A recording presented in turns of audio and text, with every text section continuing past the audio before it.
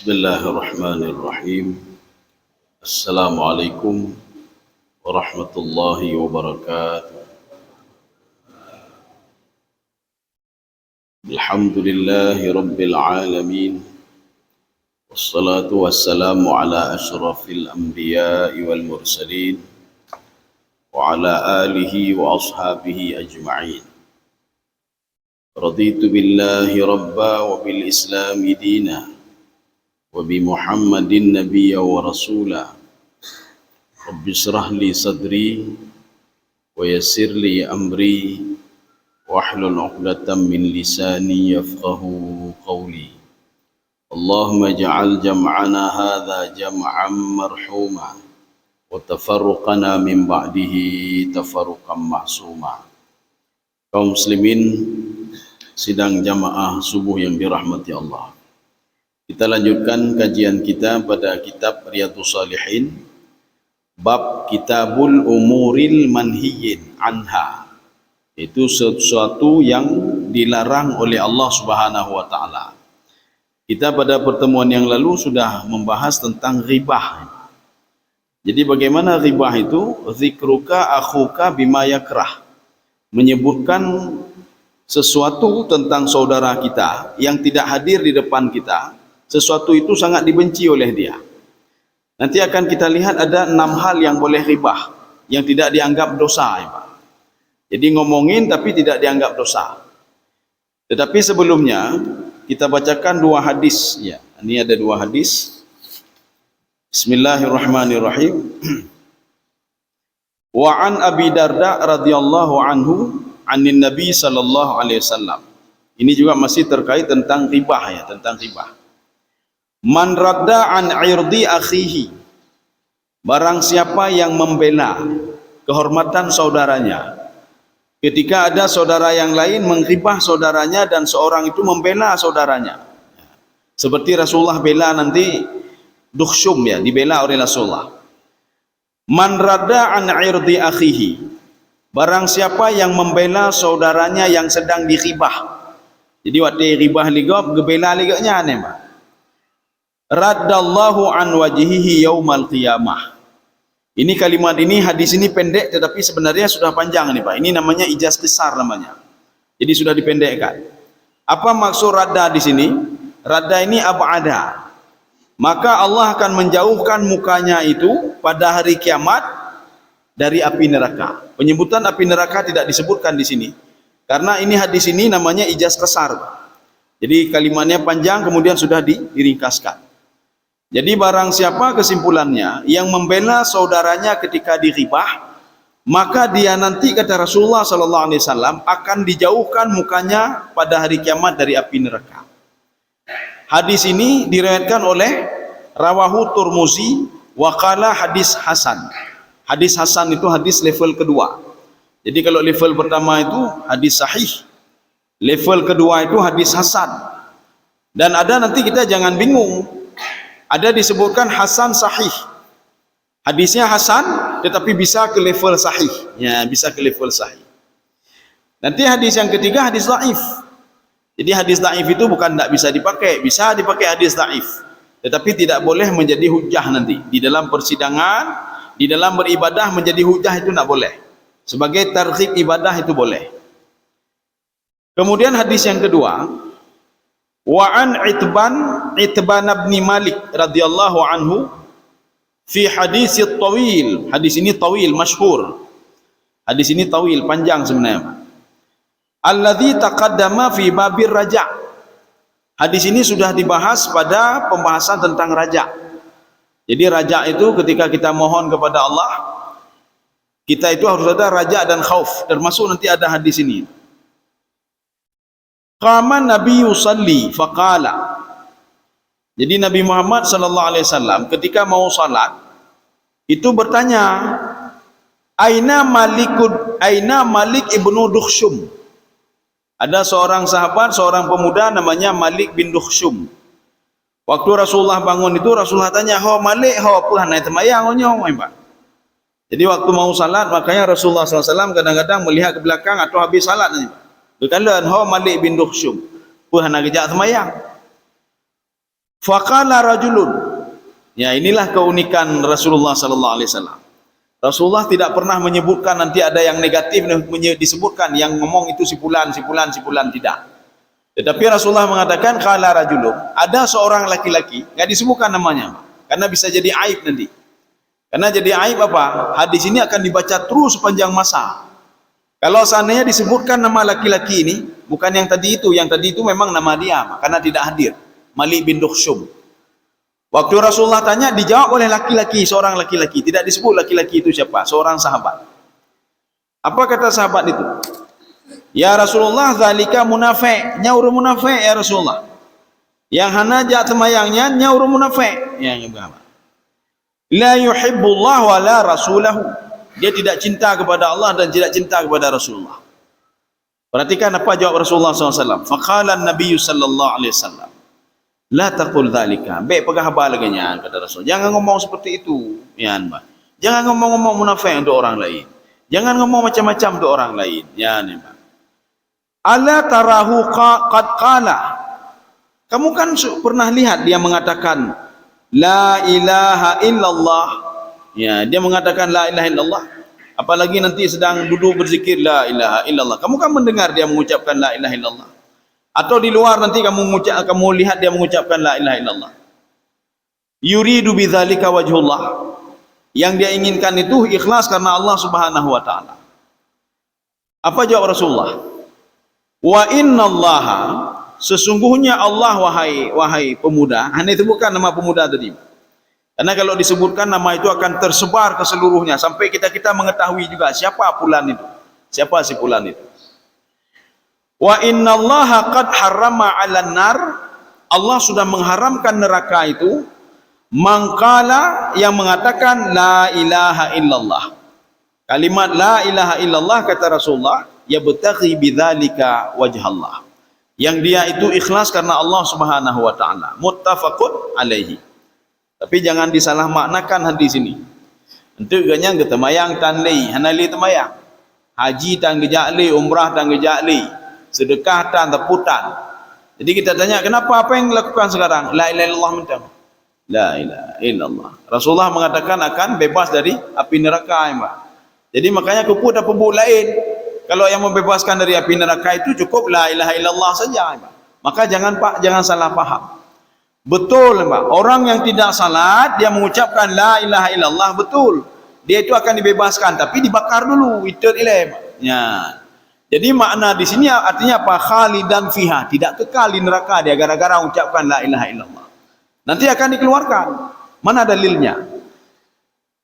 Rasulullah sallallahu alaihi wasallam ketika melewati neraka, karena di dalam Al-Qur'an itu dikatakan illa wariduha, tidak ada orang yang ingin masuk surga kecuali harus melewati neraka.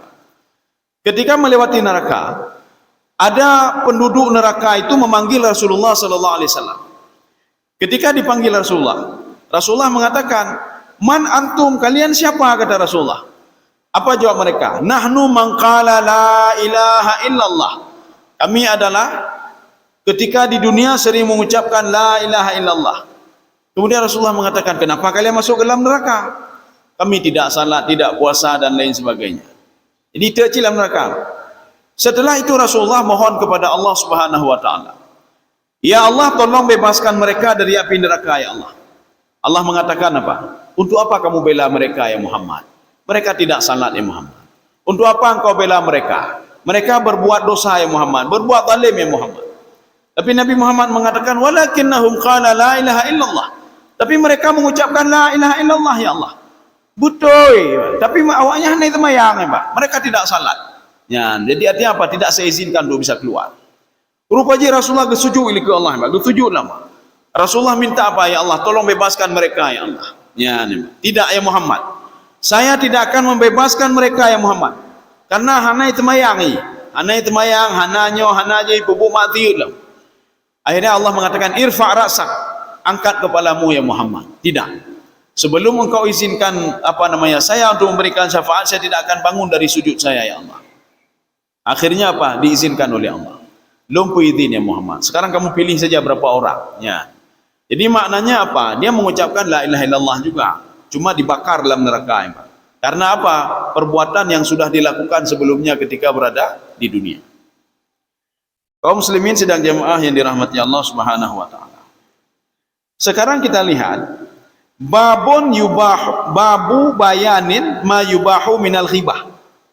Ini ada pembahasan yang membolehkan ghibah. Jadi ada 6 hal, Pak. Dan tidak dikira ghibahnya, Pak. Tidak dikira ghibah. Walaupun kita ngomongin beliau itu, tapi tidak dikira ghibah. Ya. Maka kita nanti bisa melihat sendiri kan, oh nyo pernah lu ghibah gop, pernah lu bertakir hati gop, pernah lu pubruk nanggop, ya Pak. I'lam annal ghibata tubahu. Ghibah itu dibolehkan li ghardin sahihin syar'iyyin, dengan sebab yang syar'i, yang sudah digariskan oleh Allah Subhanahu wa taala, digariskan oleh Rasulullah, yang dibolehkan, ya.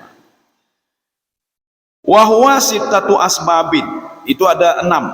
Jadi menduna nambok. Jadi 6 ini kalau kita lakukan hana berdosa, kenapa? Kita tidak berdosa, ya.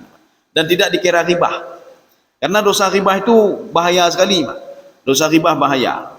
Karena waktu Rasulullah Isra Mi'raj, ketika Mi'raj bersama Jibril, Rasulullah melihat seorang pemuda, kuku-kukunya itu sangat panjang sekali. Itu kukunya itu dari timah, Pak, perak. Dia menggaruk-garuk mukanya sendiri, Pak, dan menggaruk-garuk dadanya. Ditanya oleh Rasulullah, siapa itu Jibril? Itu orang yang suka ghibah orang lain dan mencemarkan nama baik orang lain. Nah, itu orangnya itu. Ya, kata Jibril.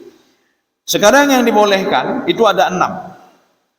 Yang pertama al-awwalu at-tadhallumu, seorang yang dizalimi oleh orang lain. Getanya icok hak ligop.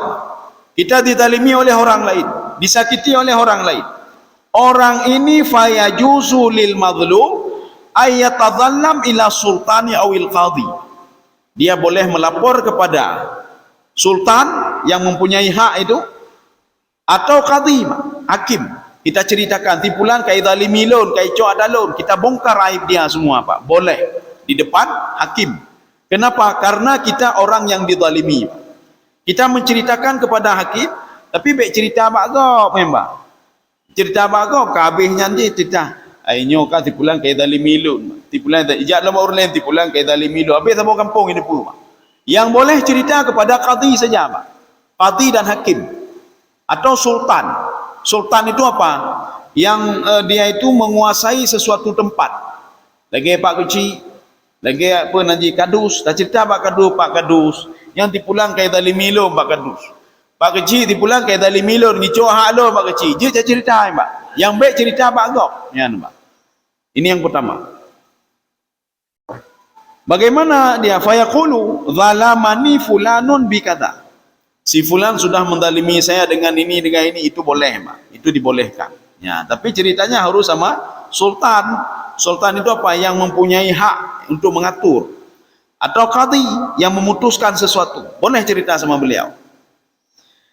Yang kedua, atsani al-isti'anah ala taghyiril munkar. Jadi kita itu minta tawasul, Pak. Tawasul supaya menghilangkan mungkar. Bagaimana menghilangkan mungkar? Supaya mungkar tidak ada lagi. Warada al-asi ila shawab, sehingga kita bisa merubah orang yang berbuat maksiat itu kepada yang benar. Jadi tidak berbuat maksiat lagi dia. Fayaqulu, bagaimana contohnya? Jadi kita itu ngomong kepada orang ketiga, fulanun ya'mal kadza. Fulan itu berbuat begini. Baik nak petaholo dengan tipulan. Ya, nampak. Oh, rupaji tipulan pegat mak tiut. Oh, bina mentang tak kumpul ngurung-urung yang je. Ya, nampak. Kita bongkar maksiat dia kepada si fulan supaya si fulan tahu, Mak, dan kita berusaha untuk merubah si fulan supaya dia tidak berbuat maksiat. Itu niatnya seperti itu. Tapi kalau niat lain tak boleh, Mak. Contoh kita di dalam satu kamar ingin digabungkan sama orang buat maksiat tadi, Mak. Tak pegah Pak urang atur kamar puno. Hai baik ni petaholo ngurung pegang mati. Baik ni petaholo ngem pencuri ni, Mak. Ya. Mereka tahu, oh rupaji pencurinya. Oh pokoknya ni minta cara baik ni petahol lam kamang sabah kamang lu. Menyojok tabah-tabah dengan pencuri je ni, Mak. Atau orang yang lebih dahsyat dari beliau. ngembos pencuri Pak. Ya, artinya waktu temecu adanya, icu atau pencuri lah. Maksudnya apa? Untuk merubah tabiat dia itu dibolehkan. Ya. Dengan maksud apa? Radda al-asi ila as-shawab. Kita ingin merubah orang yang berbuat maksiat tadi supaya apa? Supaya benar dan tidak berbuat maksiat lagi.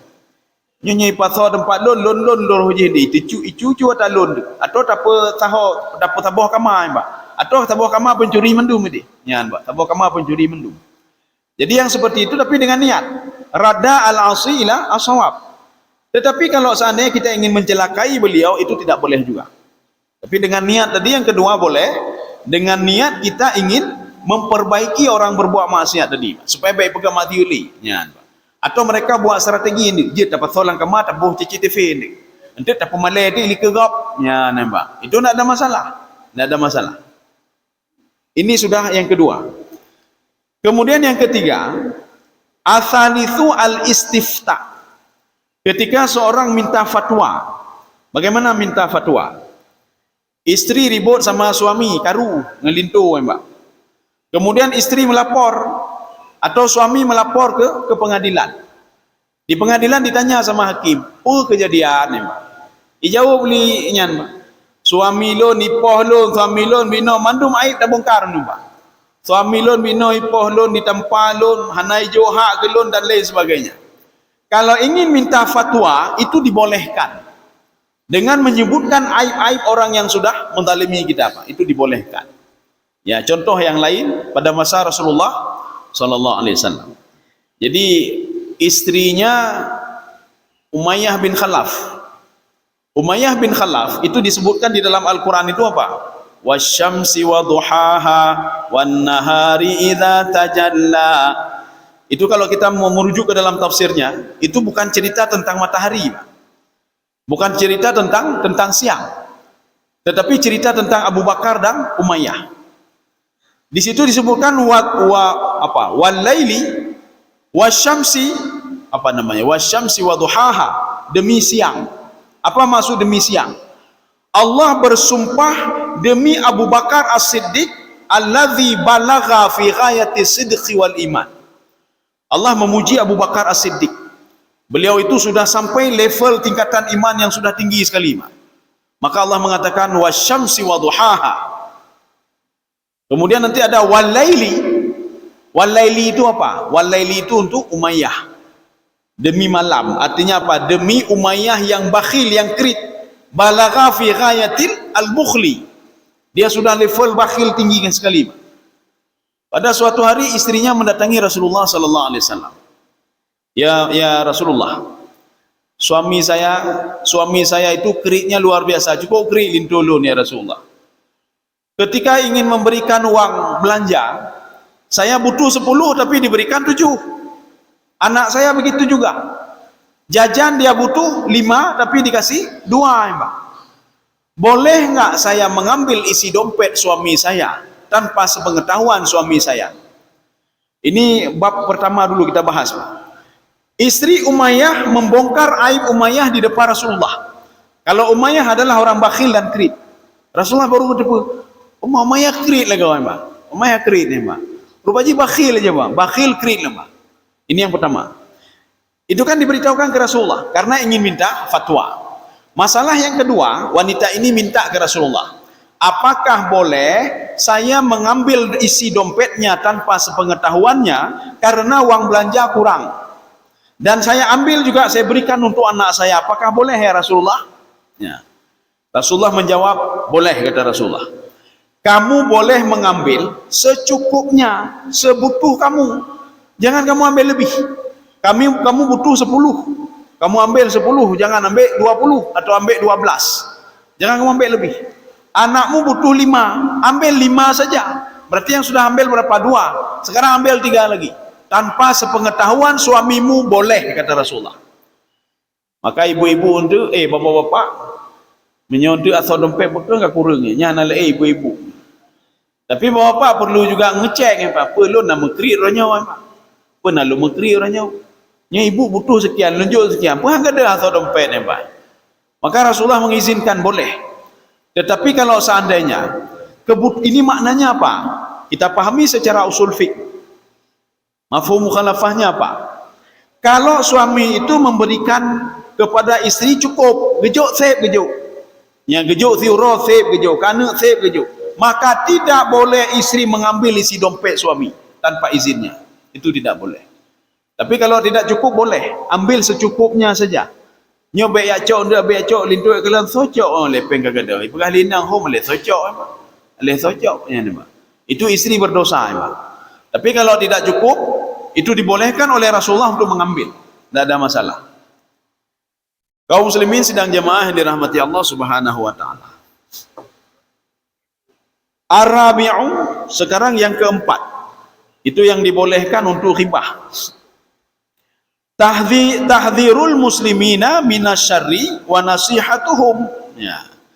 Jadi kita itu ingin memberitahukan kepada seluruh orang-orang muslim, ya, seluruh orang-orang muslim minasyarri. Syarri itu apa? Dari kejahatan. Kita ingin memberitahukan ini si fulan baik neputo karena dia berbuat kejahatan, ya, nama. Itu dibolehkan. Jadi ada orang-orang muslim sambilan kita ingin memberikan nasihat kepada dia, gemengan gemedagang ngurung yang hanage akai, Pak. Kita kasih tahu, baik nemedagang ngurungnya urang hanage akai ya. Baik nemengan dengan tipulan orang peminum khamar, baik nemengan dengan tipulan. Kita memberitahukan jangan bergaul dengan si fulan, dengan mengungkapkan aib dia, itu dibolehkan. Ini maknanya apa? Tahdziri al-muslimina minasyarri wa nasihatuhum. Ingin memberikan nasihat. Tapi jangan ingin menghancurkan usaha beliau, jangan ya, Mbak.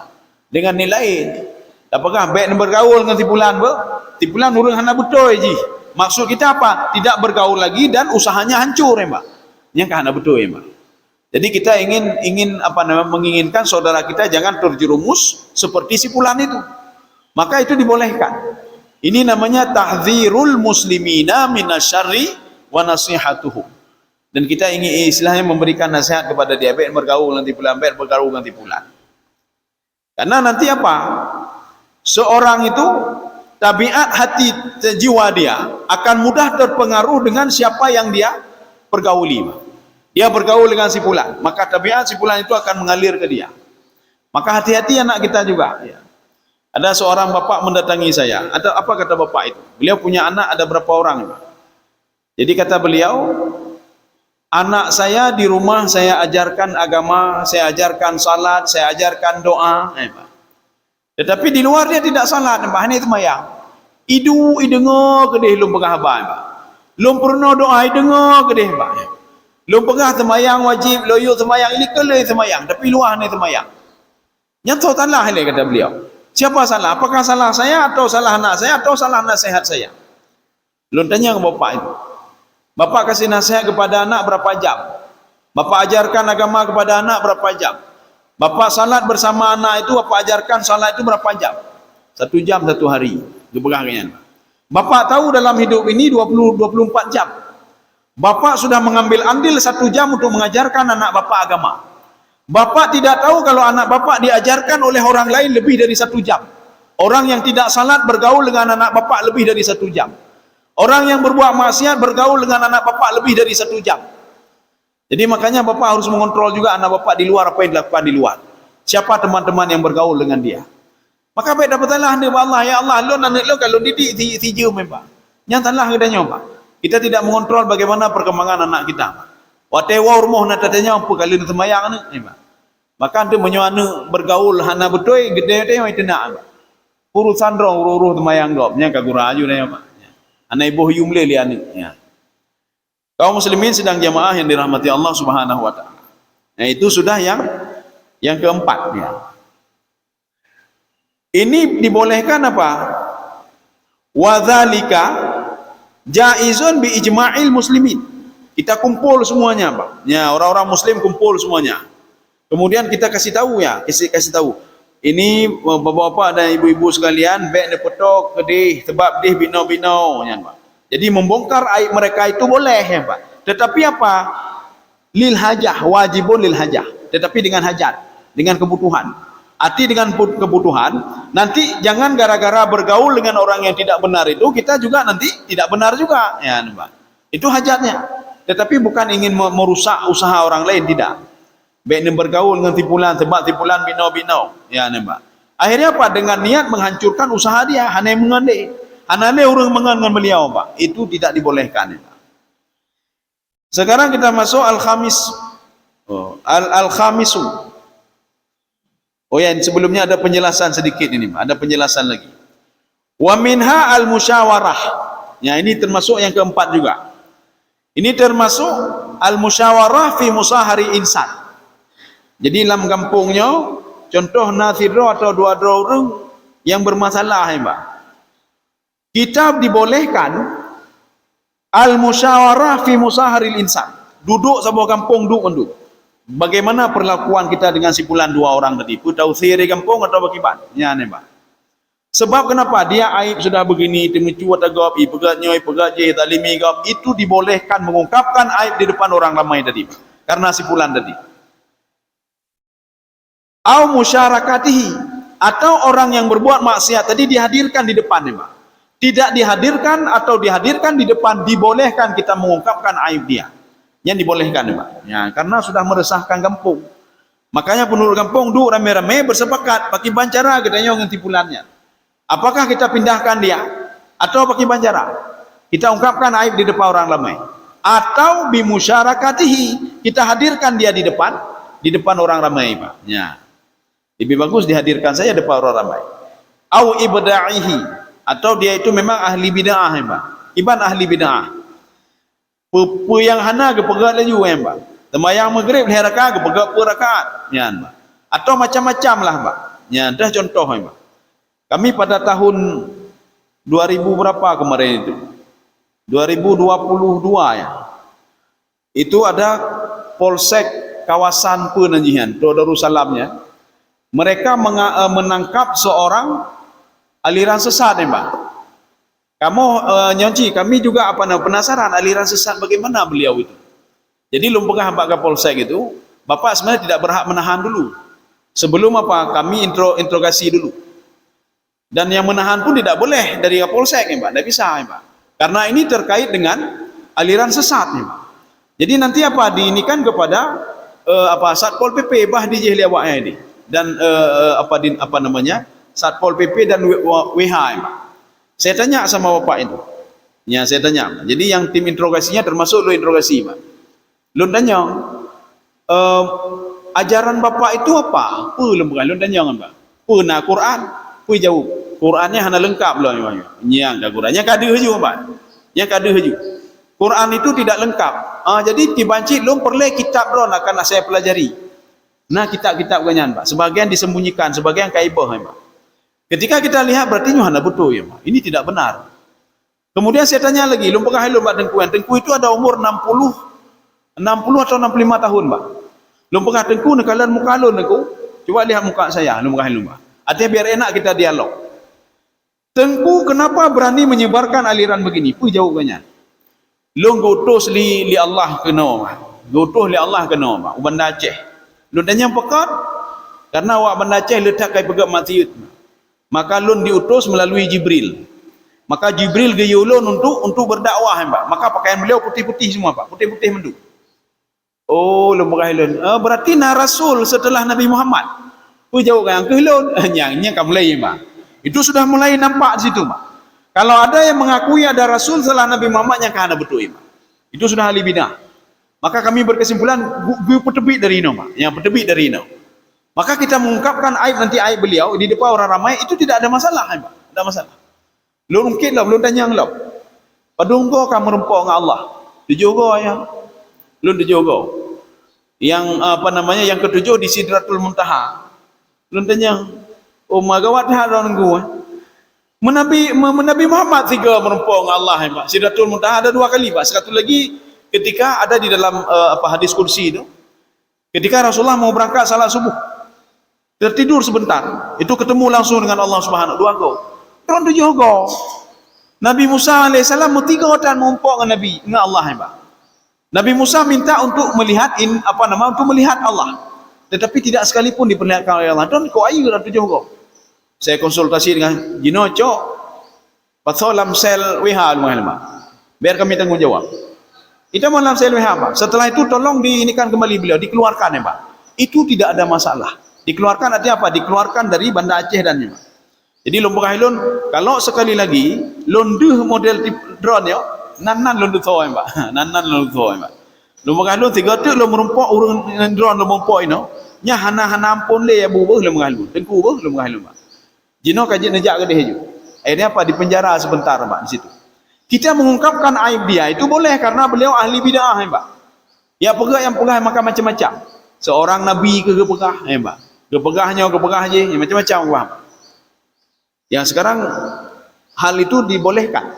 Artinya mengungkapkan aib orang lain yang ahlu bid'ah itu dibolehkan, tidak ada masalah. Kemudian yang kelima, al-khamisu ayakuna mujahiran bifisqihi. Ada dalam kampung Danyau dengan benar-benar dia memproklamirkan dirinya sebagai orang fasik, Mbak. Jadi dia kepegah, lon pegahnya, lon pegah mati, lon minum khamar di depan masyarakat dia minum khamar, Mbak. Di depan masyarakat dia berbuat maksiat. Ya, itu namanya mujaharah namanya, Pak. Orang seperti ini, ya. Pokoknya, Pak. Wa yahrumu dzikrahu bi khairihi minal uyub. Tapi caranya bagaimana kita mengungkapkan aib dia? Harus hadir dia di depan orang ramai, Pak. Karena apa? Dia sudah mengumbar aib di depan orang ramai, ipegak maksiat di kurung ramai. Apakah minum khamar ataukah berjudi dan lain sebagainya. Maka boleh dia itu di depan orang ramai kita ungkapkan aib ili ke masyarakat mendu. Nyo tipulannya kai perusak kampung dan nyo kai main judi, kai pegak nyo, pegak je. Yang sebagian orang sebelumnya tidak tahu, Pak. Kemudian baru tahu, oi main judi lah kau. Oi je khamar lah kau. Oi pegak nyo lah kau. Itu dibolehkan bagi apa kecil atau pimpinan itu rapat untuk mengungkapkan aib simpulan di depan orang ramai. Sekarang bagaimana kesimpulan kita terhadap orang ini? Putausai dari kampung atau kita asingkan atau bagaimana? Ya. Itu bagi orang yang berbuat maksiat sudah nyata-nyata di depan orang ramai, Pak. Ini namanya mujaharan lil fisqi. Ya, jadi sudah nyata-nyata berbuat maksiat di depan orang ramai. Ini harus kita dudukkan, Pak. Harus apa tuh? Ungkapkan aib di depan orang ramai. Hana masalah. Ini sekarang yang terakhir, ya, yang ketujuh. Yang ketujuh apa? Itu namanya at-ta'rif. Ta'rif itu bagaimana? Kita tidak mengenal si fulan kecuali dengan lakab. Kiban lakab? Nan Muhammadnya le, Pak. Nan Muhammad le. Di kampungan le Muhammad. Yang kiban le cara berbeza le. Iha tu li orang lain Muhammad black ni Muhammad. Atau Muhammad hitam ni, Pak. Muhammad hitam. Karena memang agaknya hitam. Penyebutan Muhammad hitam tak sebutkan Pak Gopso je. Muhammad hitam, Muhammad black ni, Pak. Atau Muhammad capi dan Mbak. Penyebutan salah satu anggota tubuh ini aib itu tidak dikira aib, Mbak. Itu namanya ta'rif. Ya, ta'rif. Supaya orang lain tahu. Hai Pak kampung di Muhammad, Muhammad blacknya, Muhammad hitamnya, Muhammad capinya dan Mbak. Dengan maksud apa? Ta'rif, bukan ini mengolok-olok, tidak. Itu dibolehkan. Dan kita tak perlu ketemu sama si fulan. Oh malu leke maaf apa kalau keng gedon Muhammad black, lungkeng gedon. Lungkeng gedon Muhammad capi, nya nama masalah, Mbak. Itu tidak ada masalah. Ini namanya at-ta'rif. Fa idza kana al-insanu ma'rufan bil laqab. Kalau dia itu memang sudah terkenal dengan lakab, yang baik dan pegat-pegat, ya, Mbak. Itu menjelekkan orang. Si fulan memang sudah terkenal dengan lakab itu. Jadi dengan lakab apa? Tipulan black, tipulan hitam, tipulan juling, Mbak. Muhammad Juling, Mbak. Sudah terkenal ya. Pada-dadanya bagaimana? Muhammad Juling, Mbak. Nya urut tabuk kampung kayak depu. Pemanggilan Muhammad Juling itu atau dengan salah satu anggota tubuh yang kurang itu dibolehkan. Ya. Kaum muslimin sedang jamaah yang dirahmati Allah Subhanahu wa taala. Ya, saya rasa cukup. Ini nanti ada hadis-hadisnya. Kalau tadi kita cerita, itu ceritanya Imam An-Nawawi. Nanti kalau perlu hadisnya, nanti pertemuan selanjutnya kita ungkapkan hadisnya kenapa boleh seperti tadi, Pak. Tadi kan belum kita ungkapkan hadisnya.